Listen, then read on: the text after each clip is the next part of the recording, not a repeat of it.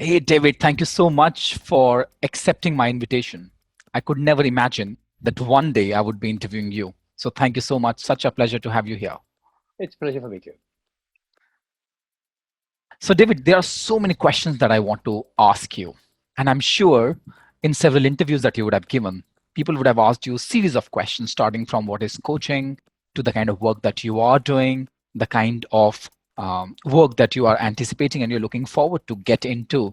So, let me just ask you a very basic question. I'm sure it's going to be beneficial for all the aspiring coaches and all the seasoned coaches as well. So, how do you define coaching?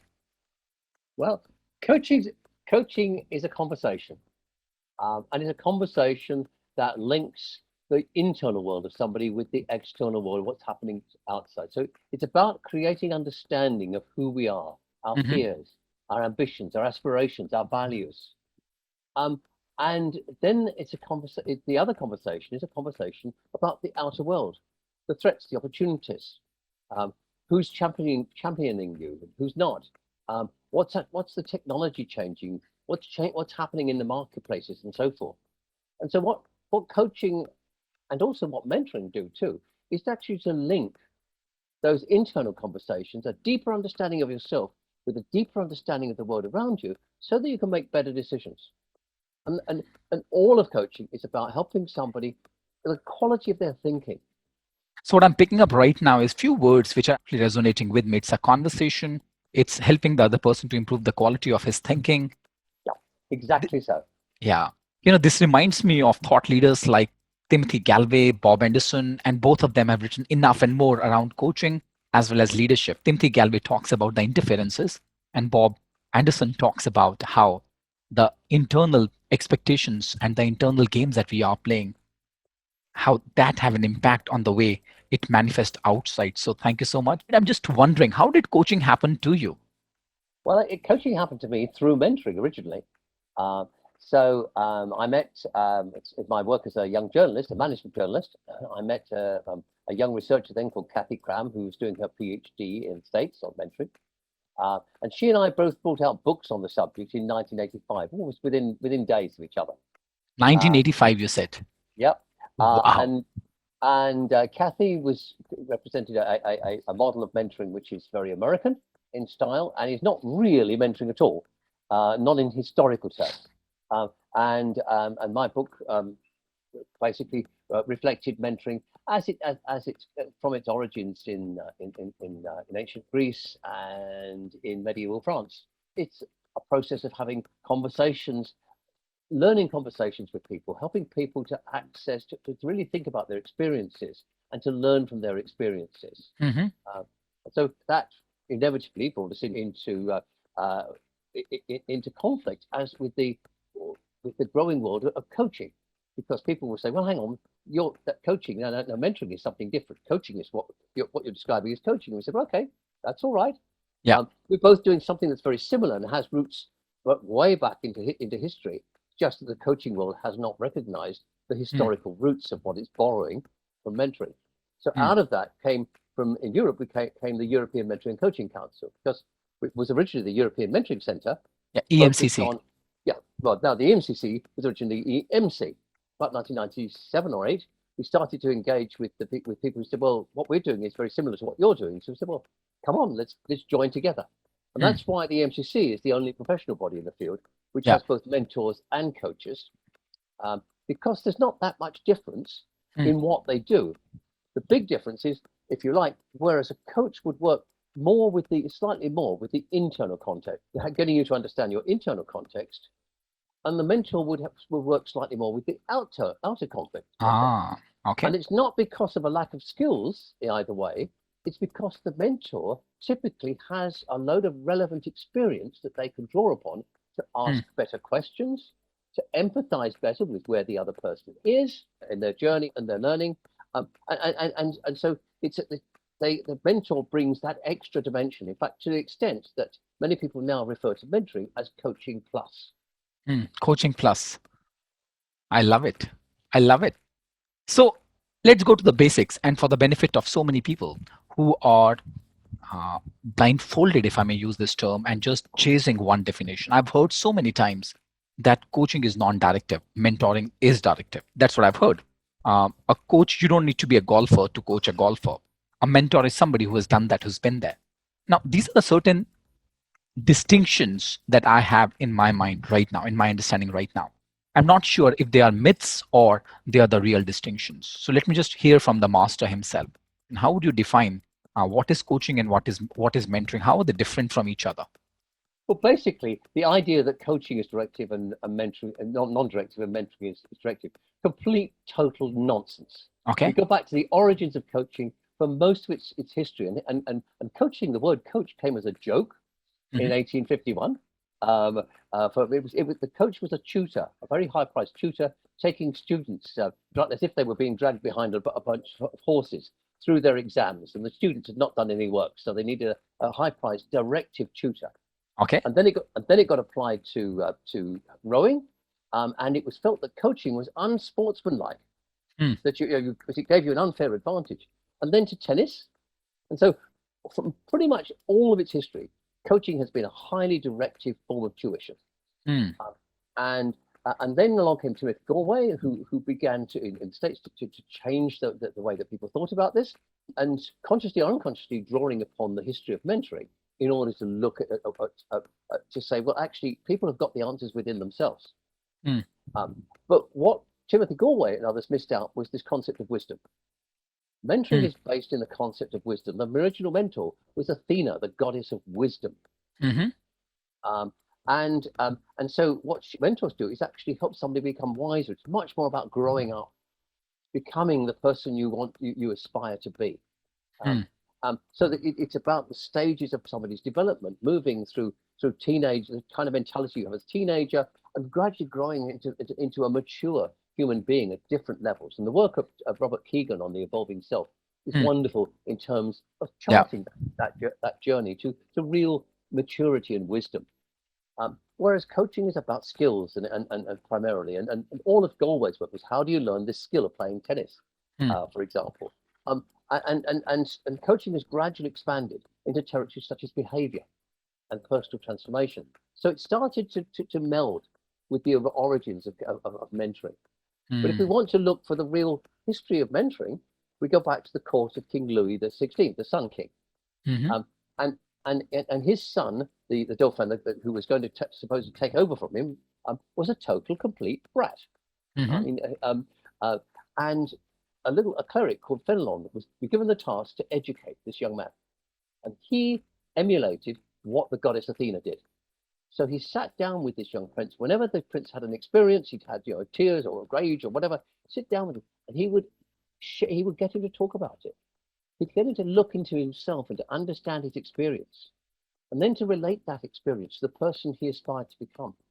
Hmm. And gradually, he turned this young brat into a personal young man who was Hmm. fit to become a leader or a ruler. In fact, this is the first leadership book Hmm. in Europe. And so the whole context here is one where coaching as a newcomer, it's taken a lot of the clothes of mentoring, but it's much narrower in its concepts Hmm. than is. Hmm. And although you get things like life coaching is not mentoring. It's very different. David, what I'm listening right now is it's a process where you hold the space for the other person to reflect. And you created a distinction between if coaching is more internal, it's more intrinsic. Mentoring also looks at the external part of it, right? Now, where would you place the act of advising or sharing an experience or guiding the other person? You should do this, you should do that, the directive. Where would you place that, if you may? Okay. Well, we have to distinguish here between advising and giving context. So if we give somebody context, we give them some information that they don't have that enables them to think better and make a better decision. So if they don't understand the politics of something, for example, a good example, when I was a young journalist, I was probably 22, 23, yeah, and my mentor took me aside and just said, David, he said, I know that you'll have aspirations to become a manager. He said, take a look at the managers in this organization. what do you notice about managers in this company? How they look in particular. Hmm. And so I looked around and I said, what you mean is their hairstyle. He said, yes, yes, go on. So I said, well, I don't see any managers with their hair down here Hmm. off their shoulders, as I had Hmm. at the time. And he said, yeah, okay. Yeah. And what he would basically say, it's up to you what you do with that information. I'm not telling you what to do. And Yeah. of course, I went out and got a haircut and got promoted pretty quickly afterwards. And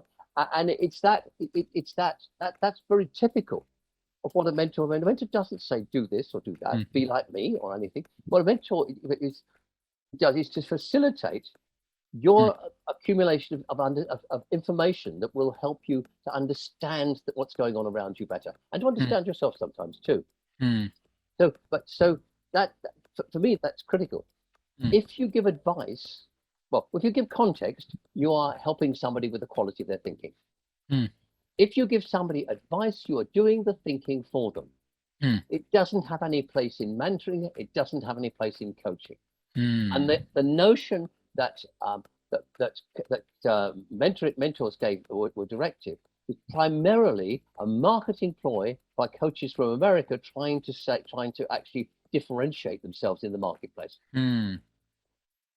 Yeah. So a Yeah. bit of, as Donald Trump would say, is a bit of fake news. Yeah. He can say anything. Okay, so here is a scenario, and help me understand. If you're a coach, how would you deal with this situation? If you're a mentor, how would you deal with this situation? If you're a consultant or an advisor, how would you deal with this situation? So situation is, here is this person who has recently moved from one organization to another.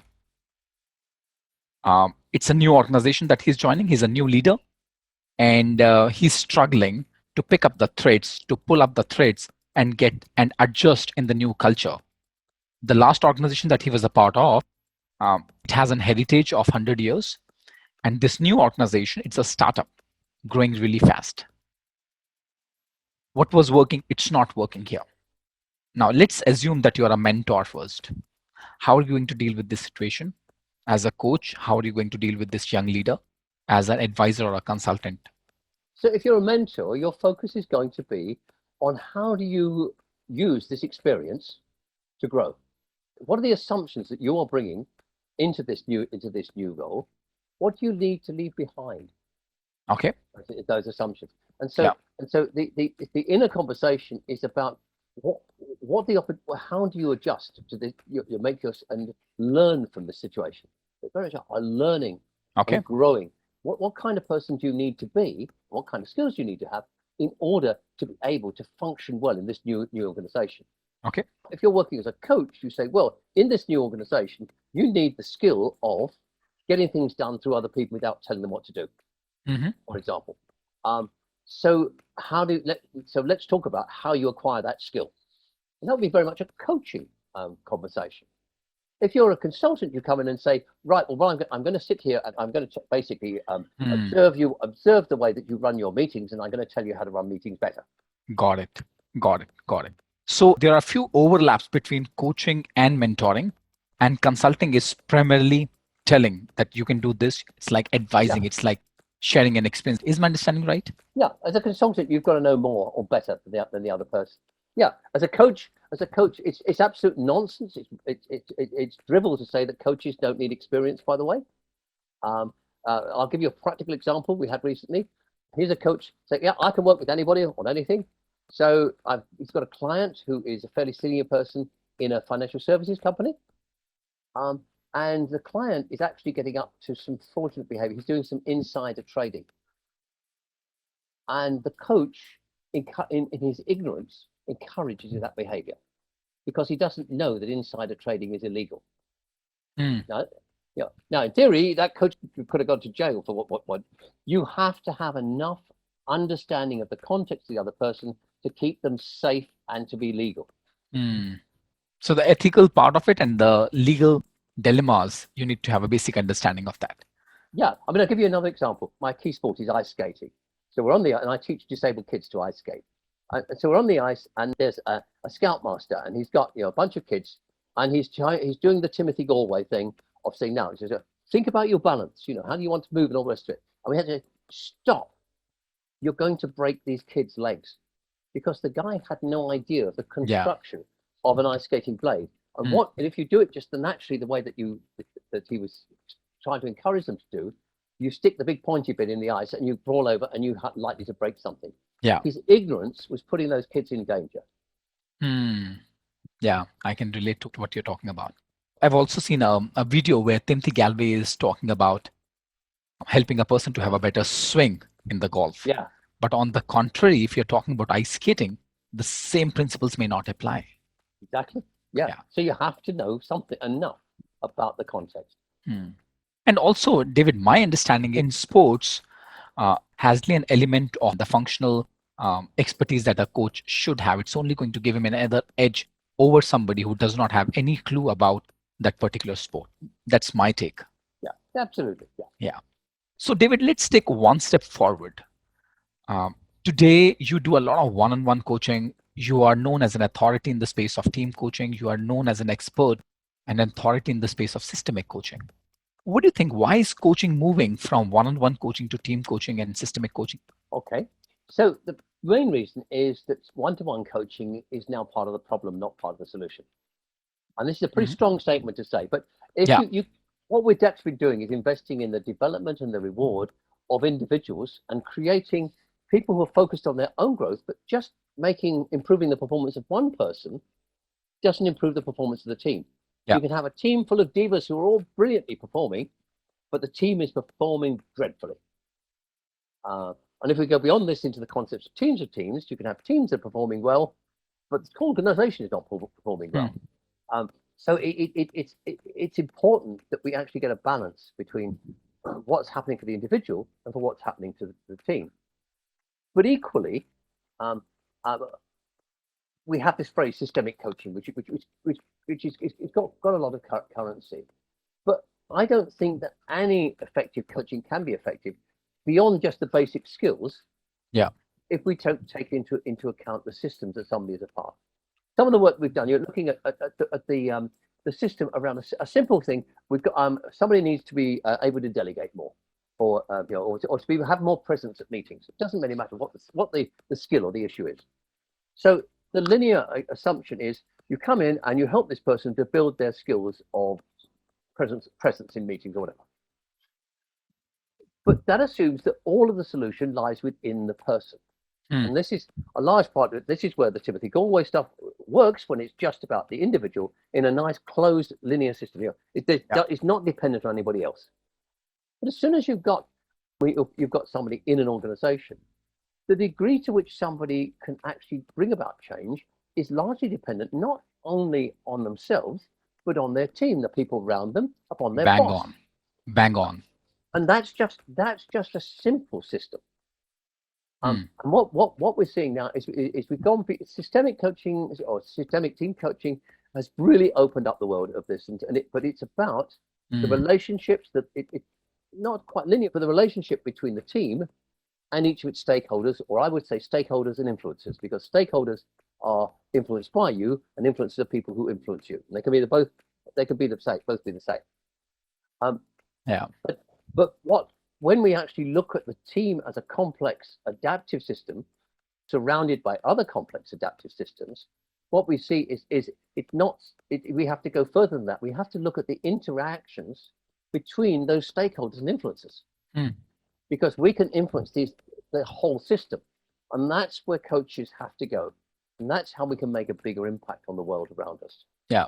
So well articulated and defined, David. Thank you so much. In fact, a few days back, I was talking to another fellow colleague and a coach, where we were discussing that how it's becoming more and more important to look at a system, to look at a team as a whole rather than working with individuals. Because as much as a coach, and you spoke about life coaching, when we are working with an individual coach, we hold the space to look at the relationship between his hopes and his fears, to his expectations and what is expected out of him. And when you're working in a team, there are two dances happening. The one dance is in this person between the hope and the fear. There's another dance happening between the other person's hope and fear. And then it's a collective dance happening, and the kind of impact it would have at the energy level in an organization. as you mentioned, it's complex in nature and it cannot be linear. And we have to So try and understand. We can never comprehend it. Coach, it's so nice to be able to work with a nice work process. Right, we've got a problem here. We'll talk about it. We'll find a solution, and then it's done. Doesn't work that way in the. absolutely, it doesn't work that way. So, David, you have done a lot of work, especially at the top leadership level in different organizations across the world. Now, the scenario that I was talking about, where this person has recently moved at a senior level from one organization to another organization, which is a startup. So, what's your take on that? How is coaching a young leader different from coaching somebody who has been with the system for, let's say, 10 years? Or how is that different? Well, one of the key things is it's less about their numerical age. It's about their level of maturity. And Keegan's work shows that we go through several major stages. So the three key ones as we approach our adult years, how do teenagers see the world around them in terms that their identity is based upon the social group of which they're all a part. Yeah. And so they all dress the same in order to look different. And the complexity of their thinking is still developing. Yeah. Then people get to a self-authoring stage where they basically say, well, I make the rules up, I decide what values I get to live to, but then you tend to try and impose those on the world around you. And again, hopefully you have a bit more complexity in your thinking. When you get to the more senior level, the most mature level that Keegan and others have been able to identify, you see the world in systemic terms. So the self-transforming one. Yes. The final stage. As far as we know yet, there's obviously others beyond that. We are talking now about an AI coach partnership, for example, with AI leadership partnership, which takes us way above this. But at that stage, we are defined by the way that we define, and our identity is changed constantly. So by our interaction with the world around us, and so we don't see ourselves as fixed. We don't see the environment as fixed. And our role here is to influence things so that the outcomes for ourselves and for other people are better. And so if we're working with somebody and they're at that teenage level, and many people don't go out of that level, they're still there. Then you need to take very different approaches to them than if you're working with somebody who's really mature and actually has this wider way of thinking and can work with complexity. We have a lovely word we invented 30 years ago called simplexity. And this is the art of making complex things simple, but not simplistic. And so we help somebody to really think in a more complex way and to understand the nuances of the situations that they see, so they are able to make situations which are more decisions which are more systemic in nature. Okay, so we are talking about the vertical development of an individual, right? Rather than looking at one area which is not working and then shifting a behavior within and then moving on. That doesn't work. That's more linear. And what we find, if we can transfer that same principle to coaches, so all of our research on coach maturity tells us that there are stages of development of a coach in their personal maturity and their maturity as a coach, which parallel those stages of adult development. And like those stages of adult development, the key there all the way through is what you stop doing. And one of the big problems that I have with the competency frameworks that we see so often, and I'm fully behind the idea of professionalizing organizations, but it comes at a price, and particularly the ICF style competencies. The assumption that actually in order to grow and become more mature as a coach, you just do more hours and you do more and better the things that you did at the beginning. And I think that's not, you're actually moving to a completely different mindset as a coach. Yeah. And it's measuring that mindset. We don't know how to do it at this stage. It's very, very difficult to do that. But the sense that you do less and less and less as you become more mature as a coach. You ask fewer questions, but they're better questions. You say less. You speak less frequently. You move a lot. All of these things. You have a bigger toolkit, but you use less of it. These are all characteristics of people moving towards maturity as a coach. As I often share with people, when I run coach certification programs, I often tell people that in coaching, slow is fast. Don't just run about clocking hours and getting your ACC, getting your PCC, getting your MCC, because that's not going to help you anyways unless you're worked on your deeper self. It's not about the vertical growth as this one, it's vertical growth like this. How deep are you going? What kind of delayering are you doing within yourself? Because if you keep on growing without working on yourself, it's only going to feed into your ego. Absolutely. Well, we've done coach assessment centres for some of the world's major banks, health services, and so forth. And in those coach assessment centres, then we've had them attended and validated in principle by members of all the big coaching associations. And what we've learned there is that we're able to assess: is a coach competent? Can they actually coach? And what we find is there is no statistically significant correlation between the number of hours of coaching that somebody has done and their ability to coach. There is no correlation of significant correlation between the fees they charge and their ability to coach. It's totally independent of those factors. The critical thing is the quality of their reflection on their practice. Yeah. And what kinds of practices they have in order to develop their coaching practice. Absolutely. Yeah. And one of the things I like to challenge coaches to do every month, think about which of my basic assumptions have I challenged this month, and to make it a routine to go and look for challenges to things that they assume or the values that they have. So is that right? So constantly challenging our own perceptions. So David, I've got two questions here. The first question is, what's that one trait that keeps a coach away from becoming a masterful coach? The second question is, what kind of practices that a coach can pick up and can he or she develop to become a masterful coach? So, okay, well, let's start with the first one. I think there's a quality, which is humility, which it's the lack of humility gets in the way constantly. So thinking that you are a great coach when you're not, it kills it. Yeah. And as soon as you start to think you've got there, that you basically have lost it, because no great coach that I've met has had any concept of themselves that they are a work in progress and they've got such a lot to learn. But we see people who who've got their label and they think that they're wonderful, but they're not. I know of several coaches, and just because the moment I speak out those names, it's going to backfire for me. So I'm not taking myself away from that, right? So I'm not. So, but I know people who claim they are a few of the best coaches. They're like the top 100 coaches, top 50 coaches, the best coach. I work only with the best people. And we have spoken about that in the past as well, right? So one is humility, okay? And I think the other critical factor is constantly to be in a learning mode. It's the sense, when I listen to a coach talking about themselves and their role, when they start saying, this is how I changed so-and-so, or this is what I did for my client, it's associated with, of course, with the humility issue. But as soon as somebody talks about their role, I realize that this person hasn't really got it. Because it's much more about, it's much more about how did I enable what did I do that enabled my client to do things for themselves? But we taking the credit for it. And it's linked in with this idea that we have to have a coaching conversation that has to have a solution to it. I mean, again, this is complete nonsense and no evidence for this whatsoever.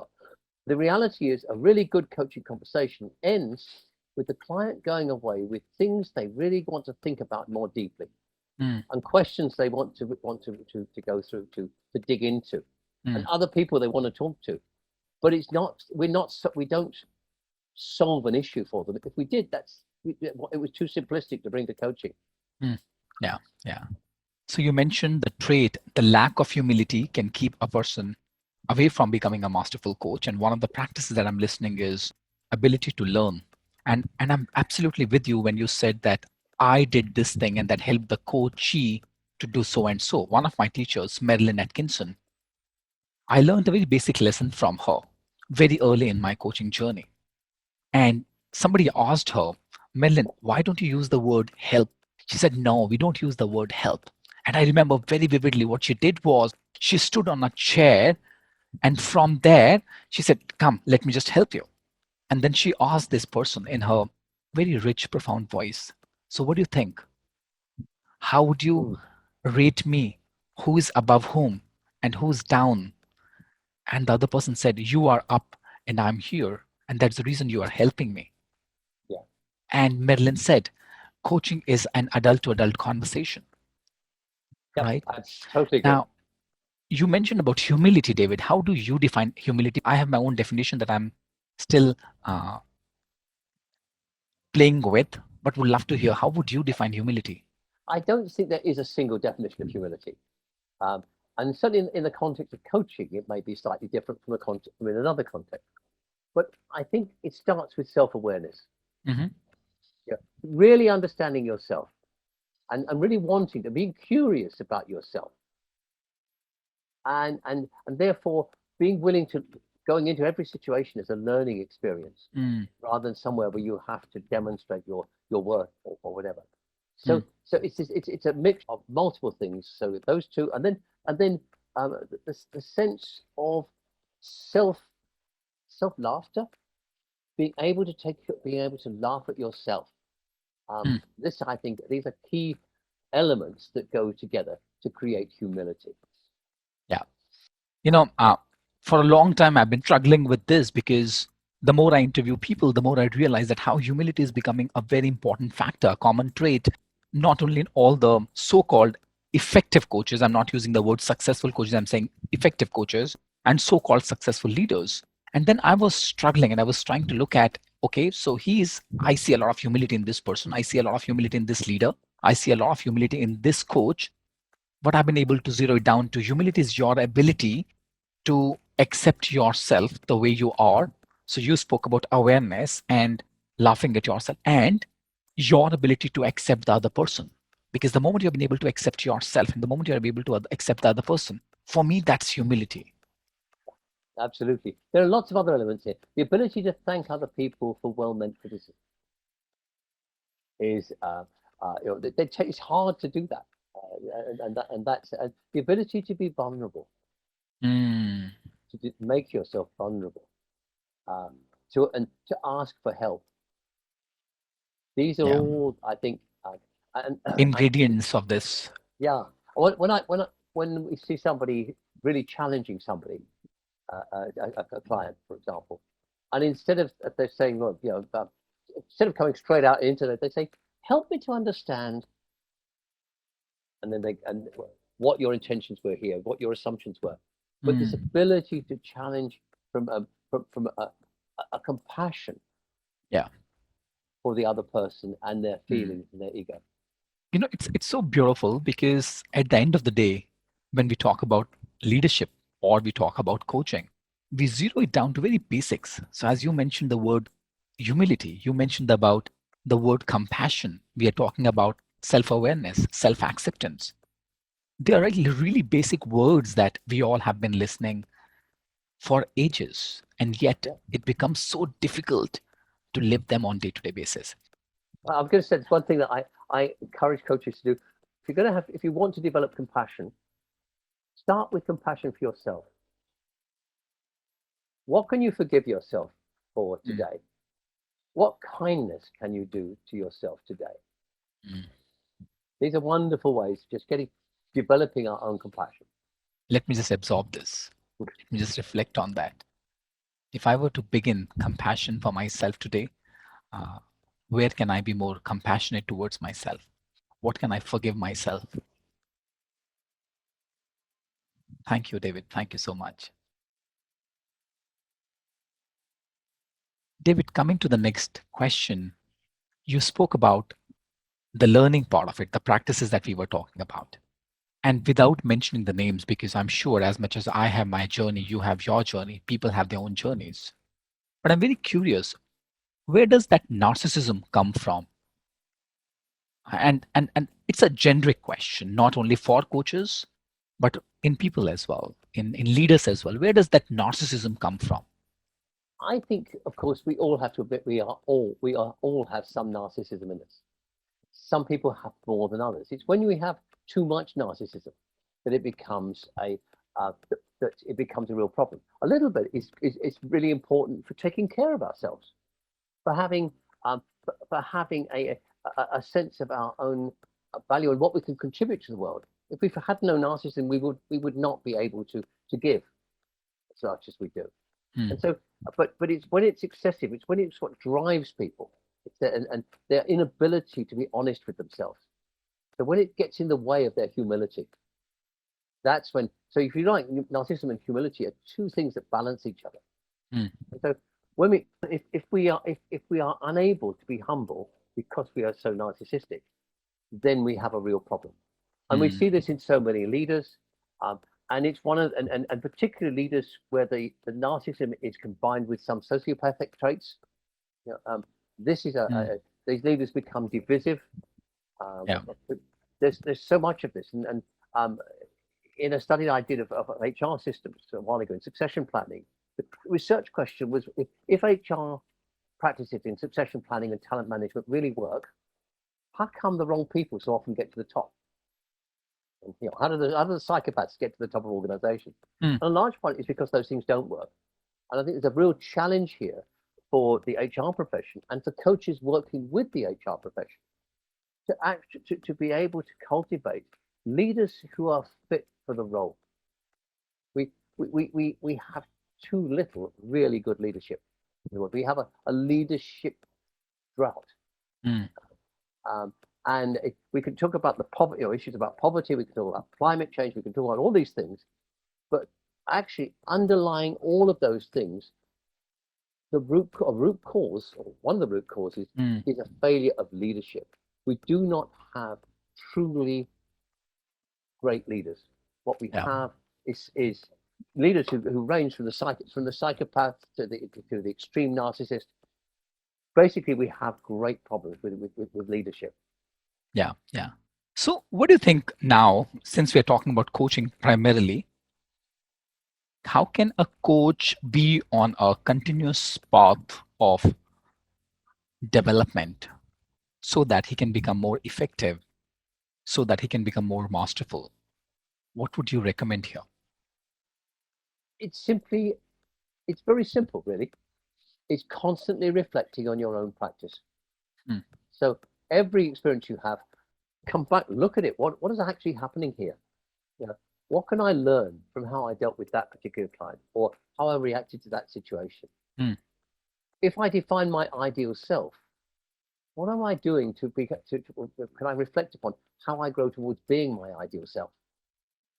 What did I do today that took me more towards it, and what did I do that took me further away from it? So it's really thinking about that reflective practice, taking the time to think about you and the person you are becoming as a coach. And I think it's one of the reasons why supervision is so important. I know that the various associations have different views around supervision. My personal view is that any coach who's not just doing basic skills coaching, it's unethical for them not to engage in supervision. I would not dream of continuing my role as supervisor as a coach if I didn't have some supervision when I'm not sure what I'm doing. What's the boundaries I mean? When we get coaches who say they've done thousands of hours of coaching and they've got their MCC or whatever, and you say to them, well, tell us about some of the boundary issues or the ethical issues you've met as a coach. Well, I don't think I've met any.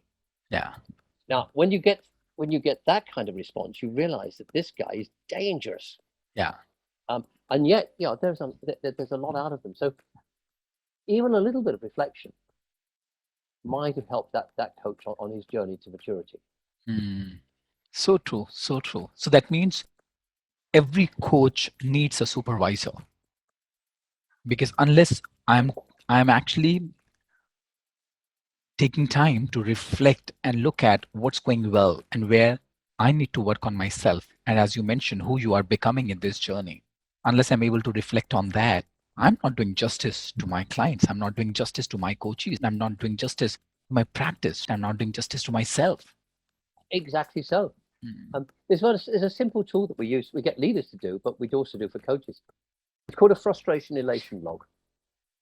And you write down every week just short vignettes on things that have really pleased you about your role in the work you've done, and things that you felt have not been right, or maybe really frustrated you.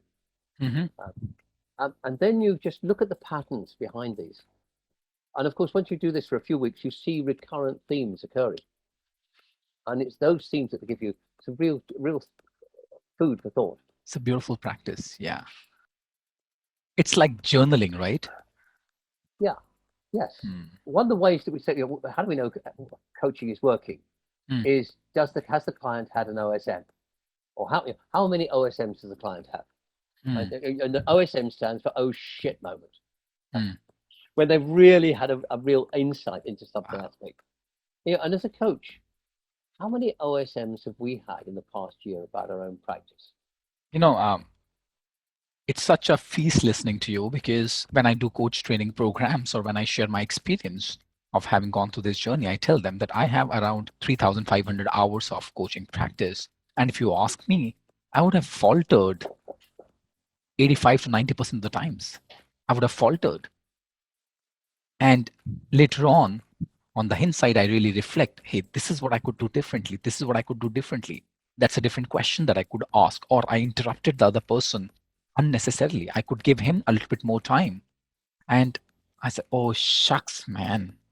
So for me, it's not, oh, shit moment. It's an, oh, shucks, man. So, Yeah, it works.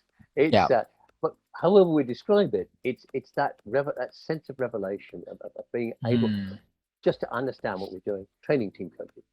One of the things I point out is that there's an expectation that, of course, David, you're so experienced, you'll do it right every time. And I say, not a chance. Every single time I do a team coaching assignment, I know that there are going to be several times in that assignment when I'm going to say, "Oh my goodness, I shouldn't have done that. That was not good." Yeah. Yeah. I'm going to actually think that was that. I'm going to be really self-critical and say, "Yeah, that was a dumb question. I missed Yeah. that." I'm going to see all sorts of. I'm going to fail multiple times in every team coaching assignment I do. And Mm. and in team coaching, it's much rawer. You in a one-to-one coaching assignment, you can get away with and not notice things. Team coaching, you're up there in front of the team. You're going to get hit, and you're going to make mistakes, and that's okay because it's part of the experimentation. And I think at the moment we stop thinking of coaching as a process and start thinking of coaching as a conversation filled with experimentation, then we start to become a real coach. Yeah. So, David, if you reflect on your journey, what shifts have you observed within yourself? I'm sure there would be some intention with which you would have started your journey, and there's some intention that you would be working on right now as well. So, what shifts have you observed in yourself, in your identity, the way you look at yourself, the way you look at the world, your intention? Let me answer that in a slightly different way. I think it's important that everybody has one or two benchmark questions for where they are in their career and their life at this moment. And so a benchmark question is one that you can use the touchstone. And it goes back to, I've learned about touchmark questions or benchmark questions from the clerks, the shoe people, where all the key decisions they made were based upon, does it sell shoes? Which is a great question to ask. And so what's our key question at different times in our lives? And I've gone through, I don't know how many, I've lost count of how many shifts in my life where I've changed the questions that I ask. So I'm maybe 10, 15 years ago, it would have been, I remember it was, will doing this, or will this make me respect myself more or less? Before that, it was, will this help me to become the coach that I want to be, or get in the way? But and now it's how is this going to contribute to? Well, how is this going to be sufficiently fun? Is one of the questions that there's a benchmark question for me. Because I now realize that the things I want to do and the impact that I can have is intricately tied up with the fun that I'm having doing it. So, David, what do you think? How is the work that you're involved in now, whether it's coaching, it's team coaching, systemic coaching, there's so many partnerships that you're working with worldwide, you are involved in so many causes. What do you think? How is your work impacting the people and the world around us? Well, I have, as you say, multiple projects. But to give you a couple, which I think are really important. So the Global Team Coaching Institute, which we launched this year, uh, it's a training program in one level, but it's actually a medium for social change. We've got a global advisory council, which is there to help us. How do we actually leverage the power of creating thousands of new team coaches to change the world in terms of supporting leaders in climate change, in poverty, in creating better political leaders and so forth. So it's about using the power of coaching to bring about radical social, environmental, and economic change. And that's a big ambition, but it's a starting point. If we don't know, who else is so well equipped to bring about change and to influence the world leaders than coaches? There's nobody else who has these skills that we have. Maybe some psychologists, but they won't go to psychologists very often. So we're in this unique position. I think it's absolutely essential that coaches use that position to be able to justify their own existence apart from appeals. We're not just in it. Well, there are many coaches who are just in it to make a living. But I found that there are thousands of coaches out there who are in coaching to do more than that. They want to have a lasting impact in the world, and while individually that may be small, collectively that can be enormous. And the other big thing I'm trying to do, hopefully we'll launch the foundation next year. I have this ambition. We've been trialing the materials in schools around the world to try and teach young people, teenagers, to become coaches and mentors to their colleagues, to their peers. A fascinating project that is. Our objective is to get, over a 5-year period, 5 million school-aged coaches and mentors. And the part of the thinking behind this is, one, it's going to make such a big difference to their lives. But two, when they go and join large organizations and become employees, they will take those skills with them. Employers all over the world are struggling to create coaching cultures and coaching and mentoring cultures. If you're hiring people who already have those cultural traits, you haven't got to re-educate people when they get their first management role, for example. That's part of my ambition. I find it very exciting. What a vision. What a vision. Thank you, David. David, let's say that tomorrow the world comes to a halt. Halt as in literally the life comes to a halt. And we are left with, the world is left with, not we, because we'll not be there. The world is left with only one book, and that is on you. Somebody wrote a book on you, and that's the only book that we are left with. What do you want to be written on the front page of that book? Actually, I'm going to answer the question differently. I think that's my worst nightmare. I was a well-known a great guy, a lovely coach. Is had his video autobiography done, his video biography done. I know who you're talking about. And that's great for him. It fits him. It's his personality and so forth. But then I got a lot of people. I have a lot of people saying, "David, you must write your biography. It'll be so useful for other people." And my response is, not likely. That is a nightmare. I don't want it all to be about me. That's not where my and that just frightens me. It's what I want. I'm happy to talk about ideas. I'm happy to talk about what people have done with those ideas. But basically, I'm a little catalyst in the back room. I want to be, if I'm remembered at all, I want to be remembered for a guy who created some ideas that people could use. But I want the real stories to be the stories of the people who did it. That's not my. I think that's not my desire to be remembered and for who I was or for what I did, but for what other people did. Thank you, David. This reminds me of a conversation that I had a long time back with another fellow coach and a colleague and a very dear friend. I asked this person, "Hey, what is your vision of coaching?" And he said something so beautiful. And I was listening to you when you said it's not about me. I just want to be at the back end, making sure that there are stories who are the real stories who are making a difference in the world. And while I was talking to him and he said something so beautiful, and I was listening to you, it made me think and reflect on that thought again. He said, "I would like to see a world where nobody needs a coach.